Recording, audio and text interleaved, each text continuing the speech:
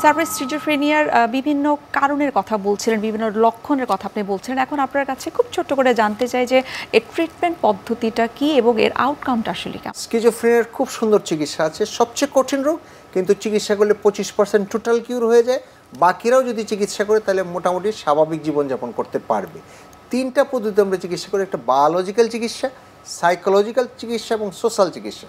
আমরা ডাক্তার হিসেবে বায়োলজিক্যাল চিকিৎসাটাকে গুরুত্ব দিই, যেখানে আমি বলেছিলাম ব্রেন একটা কেমিক্যালের ব্যত্যয় ঘটে, সাধারণত এটা ডোপামিন নামে একটি কেমিক্যাল, এটার ব্যত্যয় ঘটে। সুতরাং আমরা ওষুধ দিয়ে এই ডোপামিনটাকে কমিয়ে দিই, তাহলে স্কিজোফ্রেনিয়া ভালো হয়ে যায়। সুতরাং এই ওষুধ দিয়ে খুব ভালো করে চিকিৎসা করা যায়। ইম্পর্টেন্ট কথা হলো যে এই ওষুধ আজকাল যেগুলি আমরা ব্যবহার করি, এটাতে শুধু ঘুম হবে না, এরকম ওষুধ না। ওষুধ এরকম আছে যেটা খেয়ে সব কিছুই করা যাবে এবং মোটামুটি একটা ভালো লাইফ লিড করা যাবে শুধু ওষুধ ব্যবহার করলে। আর সাথে সাথে সোশ্যাল সাপোর্টটা দিতে হবে, বুঝিয়ে বুঝিয়ে চলতে হবে।